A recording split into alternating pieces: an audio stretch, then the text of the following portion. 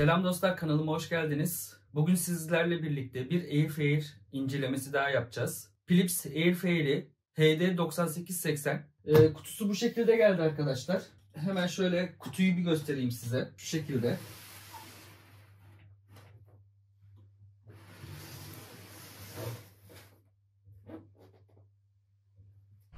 İlk önce kutunun üstündeki bandı bir açalım.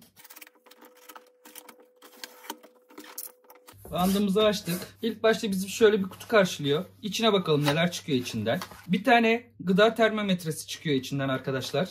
Kurulum kılavuzu çıkıyor içinden. Ürünümüzün Wi-Fi ile olduğunu söylemiştik. Wi-Fi'ye bağlanmamız için bir tane kara kod çıkıyor ve arkasında da bilgilendirme yazıları var. Burada da gıda termometresini nasıl kullanacağımızla ilgili bir tane kitapçığı var. Şimdi bu kutumuzu kaldıralım. Kutumuzun altında cihazımız çıktı. Şimdi kutudan cihazımızı çıkaralım.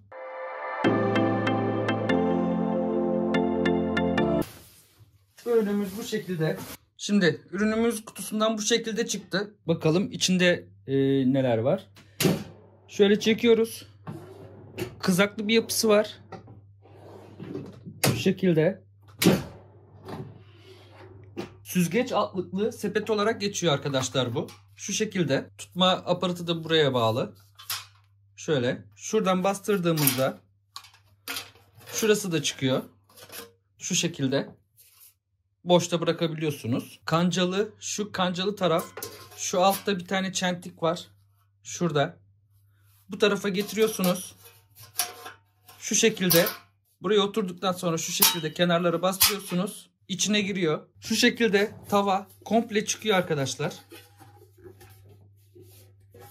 Bu size gösterdiğim iki üründe bulaşık makinesi ve elde yıkanabiliyor.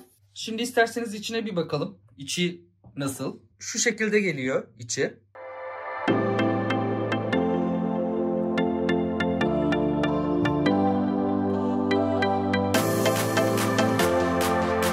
Üst tarafı da bu şekilde. Şimdi ürünleri yerine koyalım. Ürünler zaten belirli şekilde yerine oturuyor. Bu şekilde yerine koyabiliyorsunuz. Gıda termometresini de şu şekilde takıyorsunuz. Bunun içine yerleştiriyorsunuz. Şurada yeri var. Şu şekilde. Şu şekilde kapattıktan sonra buraya takıyorsunuz gıda termometresini de. Gıda termometresi elde yıkanabiliyor. Şöyle çok uzun olmamak suretiyle bir tane elektrik kablosu var. Hemen boyunu ölçelim. Ne kadarmış? Elektrik kablomuzun boyu 100 santim. Philips'in HD9880 Airfryer'i 8.3 litre hacminde, 2000 watt gücünde, gıda termometresi var içinde. Rabbit Combo Air teknolojisiyle pişirmelerini yapabiliyor. Wi-Fi bağlantısı ve otomatik pişirme özelliği olan cihazımız. Cihazımız buna ek olarak XX Large kapasitesinde 2 kiloluk ürün alabiliyor. Bu da 2 kiloluk üründe 8.3 litre kapasiteye kadar. Şimdi cihazımızı elektriğe takalım. Cihazımızı elektriğe taktıktan sonra Philips logosu ekranda çıkıyor. Sonra şuradaki butona basıyoruz. Dil ayarlamamızı istiyor.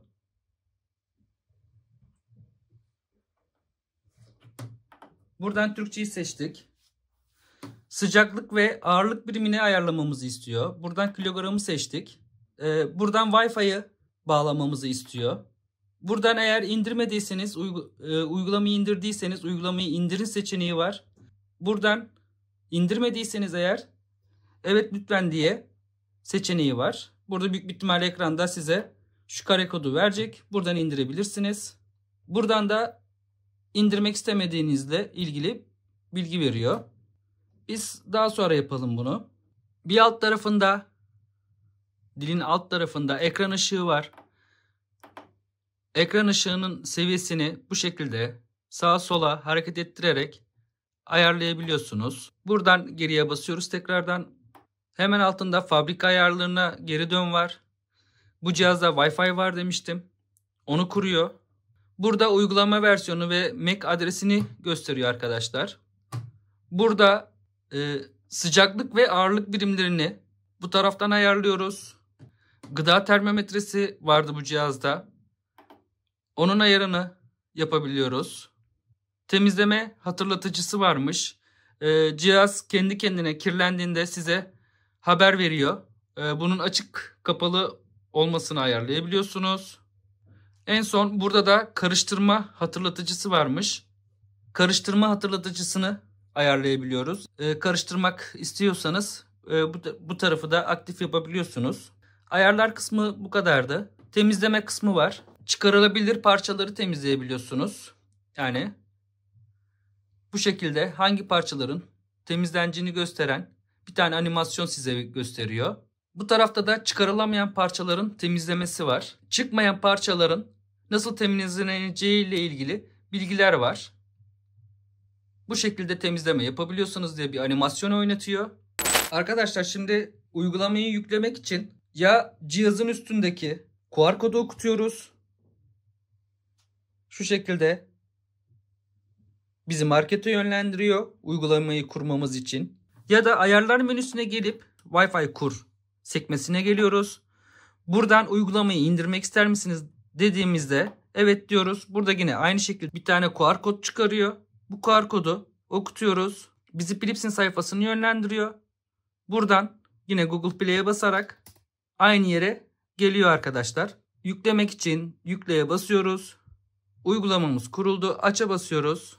Kayıt giriş kayıt olacağız biz çünkü bu cihazı kullanacağımız için. Burada üyelik bilgilerini istiyor. Uygulamayı kurduktan sonra burada elektronik aletler kısmı var. Burayı tıklıyoruz. Buradan kurma modundan bir geri alıyoruz. Şöyle yapalım.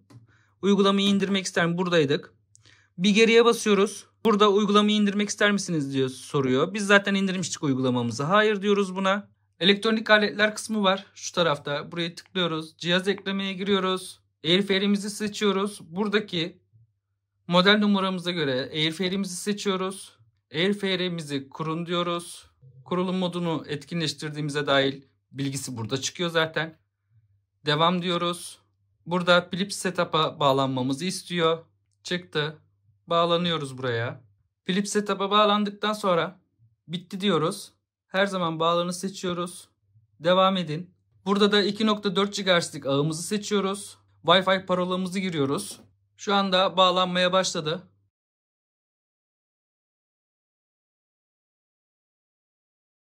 Şu anda cihazımızı kurduk. Tamamla diyoruz buna. Cihazı başarıyla eklediniz diyor. Burada cihazımızı seçiyoruz. Ayarlarını yapıyoruz. Zaman ayarını bu taraftan. Gördüğünüz gibi geldi.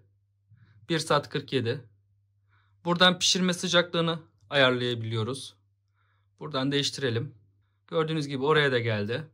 Burada ısı sıcaklığını yüksek ya da düşük olduğunu onu ayarlayabiliyoruz. Ve pişirmeye başla diyoruz şu şekilde.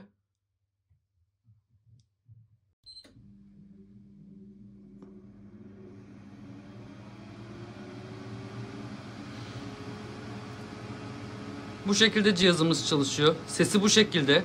Veyahut da şöyle bir şey de var. Tariflere giriyoruz. Mesela 5 dakikalık pizza var. Buraya girelim. Burada size hazırlanışı ile ilgili her şeyi veriyor.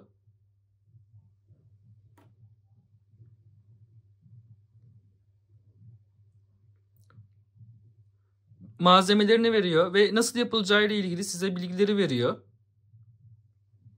En alt tarafta da şu şekilde ayarları gönder diye bir yer var. Burada direkt ayarları yapıp pişirmeye başlayabiliyorsunuz arkadaşlar. Bu uygulamada birçok yemek tarifini bulabilirsiniz ve uygulamanın güzel bir yönü de mesela buradan çıtır patates kızartması diye seçtiğinizde size patates kızartması ile ilgili bilgisini veriyor.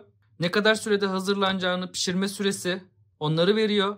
Kaç gramlık patates ve neler kullanacağınızla ilgili bilgileri veriyor. Burada adım adım size neler yapacağınızı, nasıl yapacağınızı onları gösteriyor.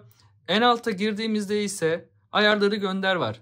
Ayarları gönder dediğimizde direkt olarak cihazımıza oradaki tarifin ayarlarını cihazımızın içine kuruyor. Buradan pişirmeye başlat diyoruz. Cihaz çalışmaya başlıyor. Şimdi bir cihazımızın sesini bir duyalım.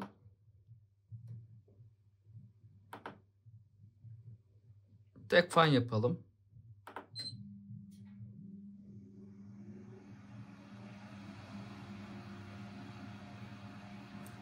Cihazımız bu şekilde çalışıyor.